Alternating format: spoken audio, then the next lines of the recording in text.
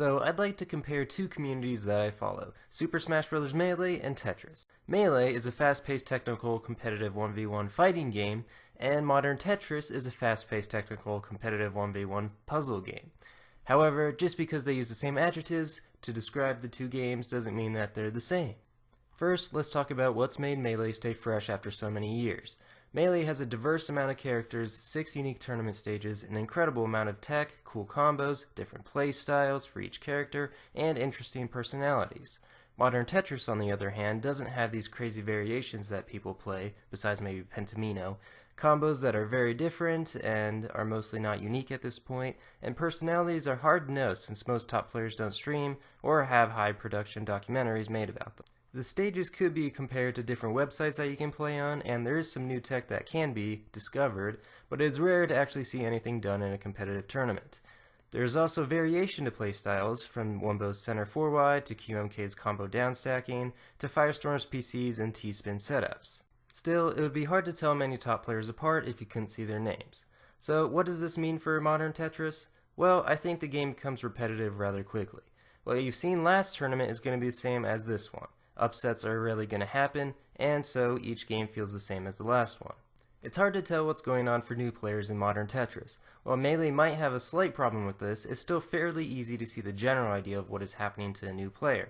Modern Tetris, on the other hand, is far too fast and has too many confusing setups for a new player to follow, since those require many hours of practice to be able to understand.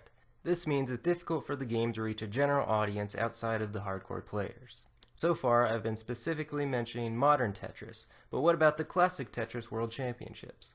Well, this kind of Tetris has a few more things going for it. 1, it's slower and simpler, making it easier to understand what's happening.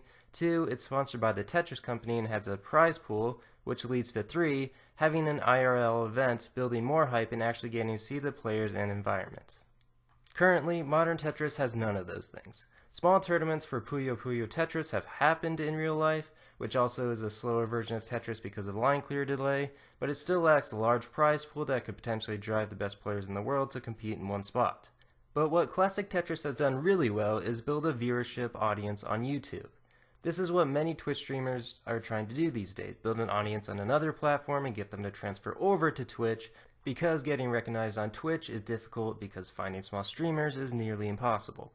Nowadays, the classic Tetris community has people like A Game Scout making quality content on YouTube about what's going on in the community. So, what could be done for Tetris to try to emulate classic Tetris or Melee? Well, I don't freaking know. I'm just here to point out the problems. Okay, but really, it probably comes down to marketing. Modern Tetris can be incredibly impressive to beginners and draw in viewership. When Tetris 99 was first released, Wumbo was averaging thousands of viewers on Twitch. Sadly, this didn't last though, as Wumbo didn't have a mic or a face cam. It didn't really do anything besides play Tetris 99 until it died out. So there is potential. In my opinion, the most realistic way to reach a bigger audience would be to do one of the following: attempt to go viral on YouTube, create a massive IRL tournament, or try to get a big content creator to showcase what can be done in modern Tetris. Anyway, let me know what you think in the comments, and thanks for watching.